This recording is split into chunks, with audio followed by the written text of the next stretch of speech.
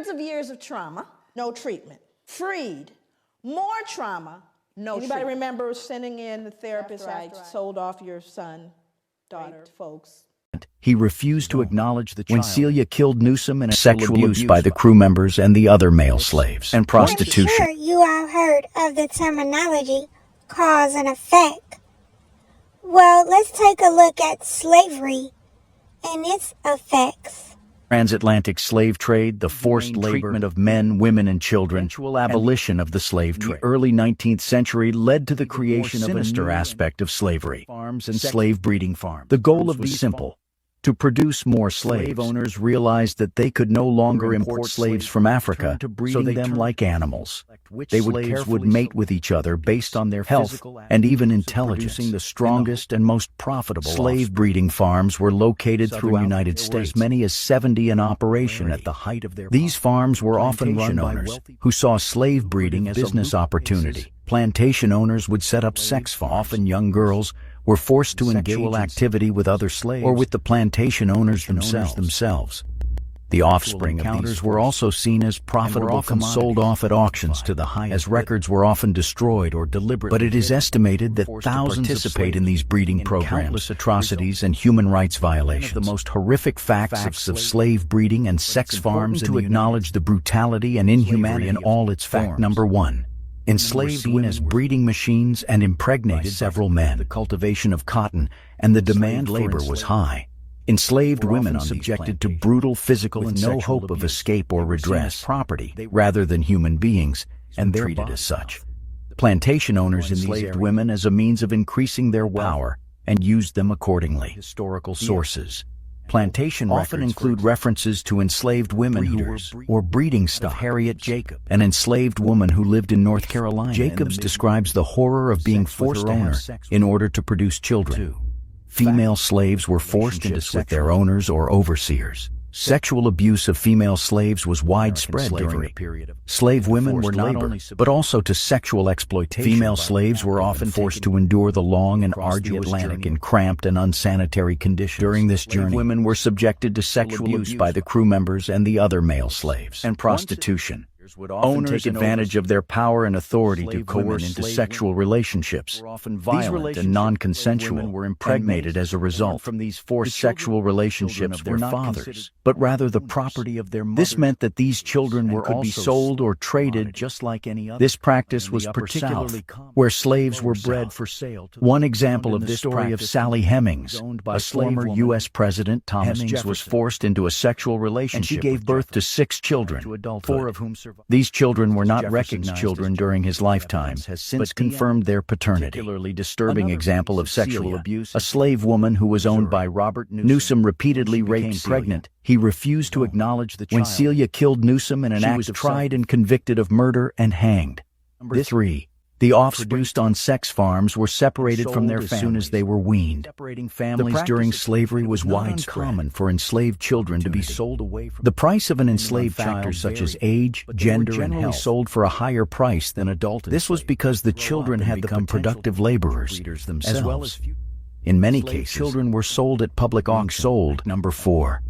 Some planned rewards to enslaved men who could impregnate women of enslaved people and further cemented their rather than human beings with enslaved women who were deemed to be good breeders treated better than those who were not reproductive machines. Good breeders. They would also give them preferential treatment. Harriet Jacobs. Jacobs was enslaved and was forced to have 2 children with her owner, James Norcom. She was treated relatively well compared to other enslaved women. However, Jacobs with Norcom and chose to hide 7 years to avoid his advances. Despite the preferential treatment that some enslaved women received, were still considered property. Number 6. Slave breeding profitable business for plantation owners to increase their wealth by born on their farms, to keep track of their assets, and to calculate the value. The profitability of them can be seen in the records like that of Thomas. The Jamaican plantation owner kept records of his breeding practices that would be revealed. Between 1750 and he recorded over 3,000 births on men. Another example of the breeding can be seen in the story of Armfield, 2 slave traders who operated Franklin in the slave trade and made a fortune by buying and selling slaves. They also engaged in the practice of slavery, and Franklin is estimated to have children with female slaves in his possession. These children were then sold or traded for a profit. For example, advertisements highlighted the breeding capabilities with phrases such as prolific breeders being used to describe of contemporary behavior, multi-generational interested in why the behavior. American history of American chattel, starting with 1619. Post-Max stress if in fact you are diagnosed, remember, direct or indirect some of the symptoms. A feeling of foreshortened future. Don't believe they're going to make it past their 20s. Feeling of foreshortened, exaggerated startle response, difficulty falling or staying asleep, hypervigilance. Right? These are symptoms of post-traumatic stress. A person that's been traumatized by mom who saw dad sold or sister raped, post-traumatic stress disorder. Still mom though, right? Only mom has outbursts of anger, feeling of foreshortened, difficulty falling or staying vigilant. That would be mom. Johnny or Mary or Shaquisha. What are they learning? This is called social learning theory. Normalizing. Exaggerated startle response. Outbursts of anger. Are you following me? Do you see? So what happens in your environment, significant others in your environment. And if they're broke, you're going to be. You're learning from broken people. And you're normalizing that behavior. That's their culture. That's just the way they are. Look at the etiology of the behavior. Rocket science. It's just common sense. This is how you make curry, because that's the way my mother made it. It's called post-traumatic slave syndrome. It's called post-traumatic slave syndrome, legacy of enduring injury and healing. This is an interesting phenomenon. These are black people. You know, first of all, they certainly look black to me. They don't say they're black. Well, you know, I've got quite a bit of Indian in me. Did I mention that? All of a sudden, there's something else. And you're looking, going, sure could have fooled black. To me, now this would be something that I could ignore if I was a child in South rap music today. Matter of fact, same rap videos.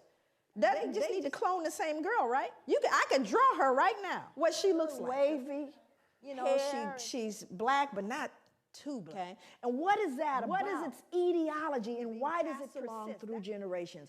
But why black folks who hate and despise the reflection in the mirror? That's what I wanted to know. Through British history and American history. James Madison of the United States, 1751 to 1836. He said blacks are inhabitants by servitude below the equal level of free inhabitants, which regards the 2/5 of the man. This is called the 3/5 compromise. And what they were trying to is how are we going to count these black folks? You know, based on how many people you have residing in a particular state, representatives you can send to the House of Representatives, the more power that particular state can wield. So the question was, how do you count the slaves? Well, Southerners, they wanted to count them. They said, yeah, count them. That gives us more power. Northerners saw it as an opportunity to abolish slavery, said, well, you can't count them because you don't consider them human. How can you count people who have absolutely no not count or treat as human beings? So the agreed upon is to count 3 states' total slave population. And so as a result, 3/5 of a man. It's almost as though you're not talking about a human being. Richard Oswald. He's the son of a Presbyterian minister and international trader of enslaved Africans. Right now, he would be worth $68 million. Based on the number of slaves, colonies, ships, all these folks are held in high regard in your history. You would never know them. All got kind of sanitized. But what's important is the wealth. This is where people get afraid, particularly Europeans. This is where the whole, oh my God, dare I say the big, ugly folks are afraid. Go on and get better, you people. Don't try to touch the resource. That would be reparations. When you start looking at the wealth, John Newton, what's the next thing you hear? John Newton, Amazing Grace. What happened before he got Amazing Grace? He said slaves are lesser without Christians, thus are not destined for the next world. How do you reconcile being the superior being in barbaric behavior? What that produces cognitive discord. It's when you begin to feel, believe, or understand, or you are then faced with behaviors that conflict with your fundamental beliefs. Cognitive human beings don't function well with cognitive dissonance. We're the civilized. We're the superior. So you see, they don't even have souls. Now I can go to really dealing with the human being. He said, when the women and girls are taken on board a ship, trembling, terrified, exposed to the wanton rudeness of white savages, is divided upon the spot. Look at the choice of words. Resistance or refusal utterly in vain. And then he says, I sinned with a high hand. Yeah, and then he wrote Amazing Grace. Homo is a Brit word which derives from the term Homo sapien, which means African, the first humans in the world. Science is a scientific. Again, we go to someone named Carl Linnaeus. Carl Linnaeus' system based on a criterion of skin color, 19th century racial classifications, properly began the science of anthropology. Father of anthropology. Although color classification back to the ancient Egyptians referred to Linnaeus' Systema Naturae as the first study of man that continued into the 19th century vocabulary. He described Homo Americanus, American Indians. Homo Americanus. And what did he said they were reddish, obstinate, and regulated by custom. Homo Europaeus, white, fickle, sanguine, blue-eyed, gentle, and governed by laws. Homo Asiaticus, the Asians, grave, dignified, avaricious, by opinions. Homo Afro, phlegmatic, lazy, careless, governed by caprice. A shred of science here. But it isn't a book. A shred of science here. Johann Friedrich Blumenbach. Just look at him. He's not right. We could tell already.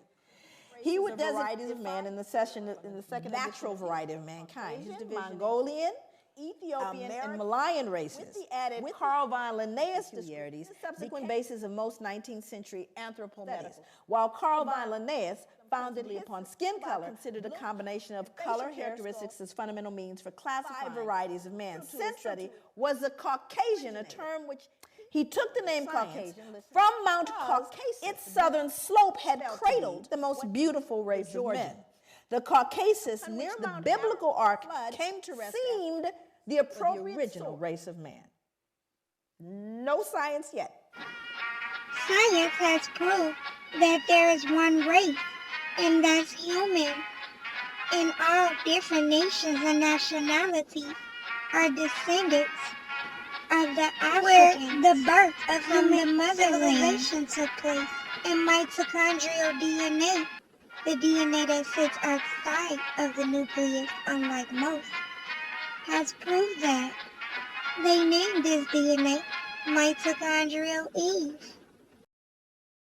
Now I'm going to quote him. These are his words. The stock displays, as we have seen, the most beautiful form of the skull. Besides, it is white. Anybody here ever met a skull that wasn't? Besides, it is white in color, which we may fairly have been the primitive color of mankind. He figured white skull humanity began white. There are no significant genetic variations to justify the division of mankind is one. We are one humanity. Thomas Jefferson.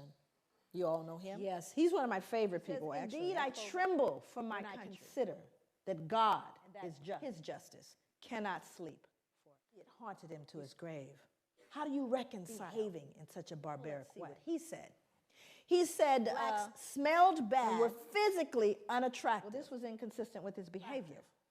Because, you know, he fathered slaves. Sally Hemings. But it didn't smell that bad, huh? He said we required less sleep. You know, he owned slaves. So what do you think? How hard do you think he worked them? Boy, I got humbled when I found out sugar plantation. By how hard folks in the Caribbean I looked at the Library of Congress. Most slave narratives. And there's one taken from the Library of Congress. Sarah Gudger from North Carolina wrote nothing but work, never knew rest. Break. This the gospel truth. Sugar plantations. Plantations like Codrington Plantation in Barbados worked to an early death. When the British West slave imports of well over 2 million, surviving slave population of only about 670,000. Twice as many slaves were shipped to the island of Jamaica alone. North American colonies combined was a slaughterhouse.